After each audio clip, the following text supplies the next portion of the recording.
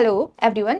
आज हम इकोनॉमिक्स जो है उस सब्जेक्ट को स्टार्ट करने जा रहे हैं। इससे पहले के जो वीडियो थे उनमें हमने इकोनॉमी के पूरे सिलेबस का अध्ययन किया था। यह भी देखा था कि किस प्रकार के क्वेश्चन पूछे जा रहे हैं एग्जाम में और मेंस में प्रीलिम्स में किस प्रकार के क्वेश्चन आते हैं, उनके बारे में हमने अध्ययन किया था। आज हम बेसिक्स से स्टार्ट करेंगे इकोनॉमिक को। तो बेसिक्स में सबसे पहले, जैसा कि आप सभी जानते हैं कि आपने सुना होगा इकोनॉमिक्स को दो क्षेत्रों में डिवाइड किया जाता है, एक मैक्रो इकोनॉमिक्स, एक माइक्रो इकोनॉमिक्स। तो हम इन दोनों में क्या डिफरेंस है पहले उनका अध्ययन करेंगे। फिर नेक्स्ट हम विभिन्न प्रकार के जो इकोनॉमिक मॉडल है जो अलग अलग देशों के द्वारा अपनाए जाते हैं, हम उनका अध्ययन करेंगे। कैसे कैपिटलिस्ट इकोनॉमी होती है, सोशलिस्ट इकोनॉमी क्या होती है, मिक्स्ड इकोनॉमी क्या होती है, ठीक है। उसके बाद हम देखेंगे कि इकोनॉमी के जो विभिन्न प्रकार के क्षेत्र हैं, primary sector, secondary sector, tertiary sector, तो इनके बारे में अध्ययन करेंगे, ठीक है। तो हम स्टार्ट करते हैं पहले मैक्रो और माइक्रो इकोनॉमिक्स से। आरएस 2024 की वैकेंसी आ चुकी है। 700 प्लस पोस्ट आरएस 2024 में आई है और समय दिया है 2 फरवरी तक का, यानी आपके पास आज से भी लगभग 4 से 4.5 महीने अवेलेबल है। नोटिफिकेशन आते ही स्टूडेंट्स पढ़ाई में जुट जाते हैं, पर मार्केट में इतने सारे रिसोर्सेज एवं मिस इन्फॉर्मेशन है कि स्टूडेंट्स को समझ ही नहीं आता कि उन्हें क्या पढ़ना है और क्या छोड़ना है। कम समय में एक अच्छी तैयारी के लिए आपको चाहिए सही मार्गदर्शन और एक सटीक रणनीति। इसलिए मैं अपने फेलो टॉपर्स फ्रेंड के साथ आ रहा हूँ आपके लिए आरएस प्रथम बैच लेकर। इस प्रथम बैच की खासियत ये होगी कि ये आपको बहुत ही कम टाइम में, यानी 90 डेज में आरएस का पूरा ही कोर्स बाइलिंगुअल मोड में कवर कराएगा। इन टॉपिक्स के पढ़ाने के जरिए हम आपको बताएंगे कि कौन से सोर्सेज का चुनाव करना चाहिए, जिससे कि आपको ये समझ आएगा कि क्या एलिमिनेशन स्ट्रैटेजीज होती है, किस तरीके से पेपर अटेम्प्ट करना चाहिए, कितने क्वेश्चंस अटेम्प्ट करने चाहिए, कौन से टॉपिक्स का कितना वेटेज होना चाहिए, किसको कितने डेप्थ में पढ़ना चाहिए, और साथ ही साथ रिटेंशन कैप्सूल्स भी लेके आएंगे। हम ये भी बताएंगे कि प्रीलिम्स का पैटर्न क्या है और मेंस का पैटर्न क्या है, ताकि आपका विजन एकदम क्लियर हो जाए कि मेरे को इस टॉपिक को इस तरीके से पढ़ना है, इतना छोड़ना है। तो अभी टॉपर्स नोट्स का ऐप इंस्टॉल कीजिए और एनरोल कीजिए प्रथम बैच में।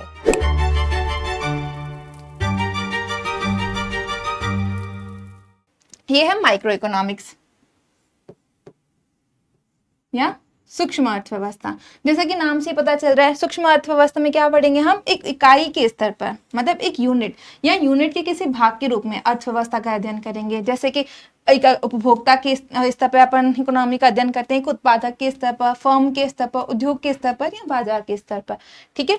इसमें जो भी जानकारी प्राप्त होती है उसका उपयोग कौन करता है, ये पूरा उपयोग, ये जो माइक्रो इकोनॉमी का अध्ययन मोस्टली उत्पादन उपभोग संबंधी मूल्य निर्धारण में जो सूक्ष्म जानकारी आवश्यक होती है उसके लिए किया जाता है। एवं निवेशक जो होते हैं, इन्वेस्टर, जो किसी भी इकोनॉमी की स्तंभ होते हैं, उनके द्वारा जो भी निर्णय लिए जाते हैं वो माइक्रो इकोनॉमिक इंडिकेटर के आधार पर ध्यान रखकर लिए जाते हैं।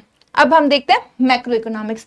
मैक्रो इकोनॉमिक्स के अंदर क्या करते हैं, पूरी अर्थव्यवस्था का अध्ययन करते हैं कि अर्थव्यवस्था के विभिन्न प्रकार के इंडिकेटर्स कैसे हैं, किसी भी देश की नेशनल इनकम कितनी है, वहां पर उनकी फिस्कल पॉलिसी कौन सी है, मॉनेटरी पॉलिसी कैसी है, सरकार के बजट में क्या क्या प्रावधान है, इन्फ्लेशन का क्या स्थिति है, पॉवर्टी है किसी इकोनॉमी में कि नहीं, और है भी तो कितनी पॉवर्टी है, अनएम्प्लॉयमेंट का क्या रेट है। तो ये जो पूरे इंडिकेटर्स हैं उनका अध्ययन इकोनॉमी की जिस ब्रांच में किया जाता है उसे बोलते हैं मैक्रो इकोनॉमिक्स। इसका अध्ययन क्यों किया जाता है, इसका अध्ययन, इन इंडिकेटर्स का अध्ययन देश या कोई भी सरकार जो भी कोई निर्णय लेती है तो इस प्रकार की जो मैक्रो इकोनॉमिक पॉलिसीज है और इंडिकेटर्स है उनको ध्यान में रखती है। और राजकोषीय नीति और आर्थिक नीति का विश्लेषण करने में भी मैक्रो इकोनॉमिक्स होती है वो महत्वपूर्ण भूमिका अदा करती है। अब हम देखते हैं आर्थिक प्रणालियां। जैसे मैंने आपको स्टार्टिंग में बताया था, हम विभिन्न प्रकार के इकोनॉमिक जो मॉडल अपनाए जाते हैं विभिन्न देशों के द्वारा, उनका अध्ययन करेंगे। तो पहले हम देखते हैं पूंजीवादी अर्थव्यवस्था। 3 प्रकार की अर्थव्यवस्था है, पूंजीवादी, समाजवादी, मिश्रित। पूंजीवादी अर्थव्यवस्था मतलब capitalist economy, socialist economy and mixed economy. अगर ऑनरशिप की बात की जाए तो हम डिफरेंस देख सकते हैं। ऑनरशिप की बात की जाए तो पूंजीवादी अर्थव्यवस्था में ऑनरशिप किसकी होगी, प्राइवेट सेक्टर की। समाजवादी में होगी गवर्नमेंट की। और मिश्रित वाली में जैसे नाम से पता चल रहा है गवर्नमेंट भी होगी और कुछ क्षेत्र निजी क्षेत्र के द्वारा होंगे ऑनरशिप में। फिर सेकंड, प्राइस कौन डिसाइड करेगा, मूल्य निर्धारण। अगर पूंजीवादी अर्थव्यवस्था है, कैपिटलिस्ट इकोनॉमी है, तो बाजार की ताकत। बाजार की ताकत मतलब क्या, किसी भी उत्पाद है, कोई भी सेवा है, उनकी मांग कितनी है और आपूर्ति कितनी हो रही है, ठीक है। तो इसको बोलते हैं मार्केट फोर्सेस। तो इसके आधार पर बाजार की ताकतें डिसाइड करती है। अगर मांग ज्यादा है, आपूर्ति उतनी हो नहीं पा रही है, तो किसी भी चीज की या किसी भी सेवा की वैल्यू ज्यादा रखी जाएगी, मूल्य ज्यादा होगा। ठीक है। अगर मांग कम है, आपूर्ति ज्यादा हो रही है तो प्राइस कम होगा, ठीक है। यहाँ पे जो समाजवादी इकोनॉमीज होती है, जो समाजवादी अर्थव्यवस्था, उसमें सरकार डिसाइड करती है कि किसी भी वस्तु का मूल्य कितना होगा। और मिक्स्ड इकोनॉमी में कुछ क्षेत्रों, कुछ चीजों का तो निर्धारण केंद्रीय योजना प्राधिकरण करता है और कुछ में बाजार शक्तियां, ठीक है। अब उत्पादन का उद्देश्य क्या है, मतलब कि कोई भी प्रोडक्शन किया जा रहा है तो क्या उनका मोटो क्या है कोई भी प्रोडक्शन का। ये जो पूंजीवादी कैपिटलिस्ट इकोनॉमीज होती है, आप जानते हैं कि प्राइवेट सेक्टर की ऑनरशिप में होती है, तो प्राइवेट सेक्टर का मेन मोटो होता है प्रॉफिट को प्राप्त करना, लाभ कमाना। तो कैपिटलिस्ट इकोनॉमी मेनली लाभ कमाने पर अपने आप को पूरा ध्यान केंद्रित करती है। फिर समाजवादी अर्थव्यवस्था जो होती है उसका मुख्य लक्ष्य होता है सामाजिक कल्याण का। और जो मिश्रित अर्थव्यवस्था होती है उसमें निजी क्षेत्र तो अपने लाभ पर फोकस करता है और सार्वजनिक क्षेत्र जनता के कल्याण पर फोकस करते हैं। फिर सरकार की भूमिका, मतलब गवर्नमेंट का किसी भी इकोनॉमी में कितना इंटरफेरेंस होगा। तो अगर पूंजीवादी अर्थव्यवस्था की बात करेंगे तो गवर्नमेंट कोई भी इसमें भूमिका नहीं निभाती है।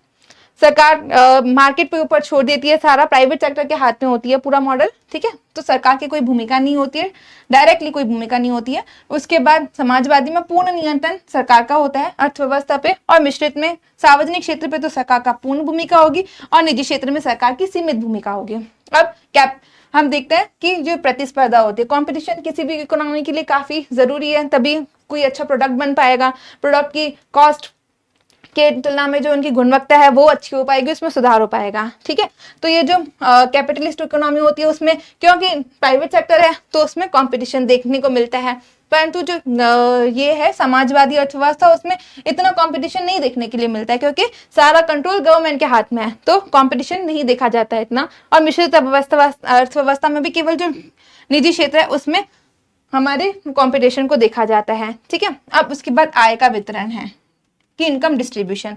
अब इनकम डिस्ट्रीब्यूशन की बात करेंगे तो ये जो कैपिटलिस्ट इकोनॉमी होती है उनमें क्या होता है कि असमानता, इनइक्वलिटी बहुत ज्यादा होगी।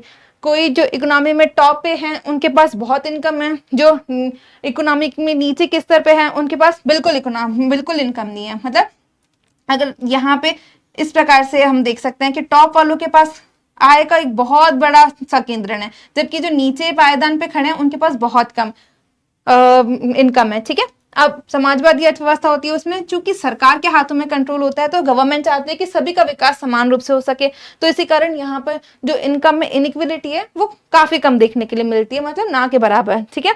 और मिश्रित अर्थव्यवस्था है उसमें भी कुछ ना कुछ असमानता, इनइक्वलिटी देखी जा सकती है, ठीक है। तो ये हमने 3 जो मॉडल है इकोनॉमी के उनका अध्ययन किया, अलग अलग इंडिकेटर्स के आधार पर, ऑनरशिप, प्राइस, उसके बाद इनका मोटो क्या होगा, गवर्नमेंट की कितनी भूमिका होगी, वहां पे कंपटीशन है इकोनॉमी में नहीं है, और इनकम का डिस्ट्रीब्यूशन कितना है, ठीक है। अब हम थर्ड टॉपिक पे चलते हैं। RS 2024 की वैकेंसी आ चुकी है, 700 प्लस पोस्ट RS 2024 में आई है और समय दिया है 2 फरवरी तक का, यानी आपके पास आज से भी लगभग 4 से 4.5 महीने अवेलेबल है। नोटिफिकेशन आते ही स्टूडेंट्स पढ़ाई में जुट जाते हैं, पर मार्केट में इतने सारे रिसोर्सेज एवं मिस इन्फॉर्मेशन है कि स्टूडेंट्स को समझ ही नहीं आता कि उन्हें क्या पढ़ना है और क्या छोड़ना है। कम समय में एक अच्छी तैयारी के लिए आपको चाहिए सही मार्गदर्शन और एक सटीक रणनीति। इसलिए मैं अपने फेलो टॉपर्स फ्रेंड के साथ आ रहा हूं आपके लिए RS प्रथम बैच लेकर। इस प्रथम बैच की खासियत ये होगी कि ये आपको बहुत ही कम टाइम में यानी 90 डेज में RS का पूरा ही कोर्स बाइलिंगुअल मोड में कवर कराएगा। इन टॉपिक्स के पढ़ाने के जरिए हम आपको बताएंगे कि कौन से सोर्सेज का चुनाव करना चाहिए, जिससे कि आपको ये समझ आएगा कि क्या एलिमिनेशन स्ट्रैटेजीज होती है, किस तरीके से पेपर अटेम्प्ट करना चाहिए, कितने क्वेश्चंस अटेम्प्ट करने चाहिए, कौन से टॉपिक्स का कितना वेटेज होना चाहिए, किसको कितने डेप्थ में पढ़ना चाहिए, और साथ ही साथ रिटेंशन कैप्सूल्स भी लेके आएंगे। हम ये भी बताएंगे कि प्रीलिम्स का पैटर्न क्या है और मेंस का पैटर्न क्या है, ताकि आपका विजन एकदम क्लियर हो जाए कि मेरे को इस टॉपिक को इस तरीके से पढ़ना है, इतना छोड़ना है। तो अभी टॉपर्स नोट्स का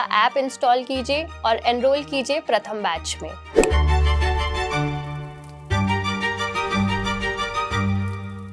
अर्थव्यवस्था के क्षेत्र, ठीक है। अर्थव्यवस्था के क्षेत्र, अब कोई भी इकोनॉमी है, ठीक है, उसमें अलग अलग सेक्टर्स अपना कंट्रीब्यूशन देते हैं, ठीक है। तो पहले आता है प्राइमरी सेक्टर या प्राथमिक क्षेत्र। ये जो प्राथमिक क्षेत्र होता है वो मेनली जो कच्चा माल होता है या प्राकृतिक संसाधन होते हैं, या तो कच्चा माल, इन सबसे जो रिलेटेड इकोनॉमी में जो भी एक्टिविटीज होती है उनको प्राइमरी सेक्टर बोलते हैं, ठीक है। फिर सेकेंडरी सेक्टर, ये सेकेंडरी सेक्टर में क्या आता है, सेकेंडरी सेक्टर में कोई भी जो कच्चा माल है उसको जब उत्पाद में चेंज किया जाता है तो वो जो पूरी एक्टिविटीज आएंगी वो आएंगी सेकेंडरी सेक्टर में, जिसमें उद्योग आ जाएगा, निर्माण, विनिर्माण, गैस व जलापूर्ति, ये सारे आते हैं सेकेंडरी सेक्टर में। ठीक है, फिर आता है टर्शरी, तृतीय क्षेत्र। तृतीय क्षेत्र में क्या आता है, सेवा संबंधी जो भी आती है, मतलब कि इकोनॉमी में जो भी सेवाएं प्रदान की जाती है अंतिम उपभोक्ताओं को, तो उनको तृतीय क्षेत्र में रखा जाता है, जैसे बैंक है, परिवहन है, संचार, व्यापार, अन्य सेवाएं जैसे होटल इत्यादि। अब इसके बाद दो और भी आता है, एक तो चतुर्थ क्षेत्र, फोर्थ, इसमें क्या आता है, ज्ञान आधारित अर्थव्यवस्था। इसमें ज्ञान, नॉलेज इकोनॉमी भी बोला जाता है फोर्थ को, जैसे शिक्षा है, ठीक है, ज्ञान का जो निर्माण है और जो प्रसार है वो सारा इसी में आता है। ठीक है, चतुर्थ क्षेत्र में। ठीक है, जैसे कि हम देख सकते हैं R&D जो गवर्नमेंट फोकस करती है, रिसर्च एंड डेवलपमेंट पे, शिक्षा, ये सारे चतुर्थ क्षेत्र में आएंगे। ठीक है, और उसके बाद है पंचम क्षेत्र, ये फिफ्थ। इसमें क्या आएगा, इसमें हमारा मेनली आता है अर्थव्यवस्था में जो निर्णय निर्माण का उच्चतम स्तर होता है वो पंचम क्षेत्र में आता है। ठीक है, आपने समझा पहले इकोनॉमी के सेक्टर, प्राइमरी, सेकेंडरी, टर्शरी, उसके बाद चतुर्थक और पंचम क्षेत्र। प्राइमरी सेक्टर में किससे संबंधित है, प्राइमरी सेक्टर मेनली संबंधित है जो कच्चा माल होता है या जो प्राकृतिक संसाधन है उनके संबंध में जो भी गतिविधियां आएगी वो प्राइमरी सेक्टर में होगी। फिर सेकेंडरी सेक्टर में हमने देखा कि जो कच्चा माल है उसको किसी प्रोडक्ट में कन्वर्ट करने के लिए जो भी एक्टिविटीज आती हैं वो सेकेंडरी सेक्टर में आती है। टर्शरी सेक्टर में हमने देखा जो सेवा संबंधित है, ठीक है, सर्विस संबंधित है। ठीक है, जो हमारी सेवाएं होती है जैसे बैंकिंग, परिवहन, संचार, व्यापार, ये सारा तृतीय क्षेत्र है। चतुर्थ क्षेत्र में ज्ञान संबंधित है और पांचवा निर्णय लेने का उच्चतम क्षेत्र। अब हम देखते हैं संचालन, अर्थव्यवस्था का संचालन।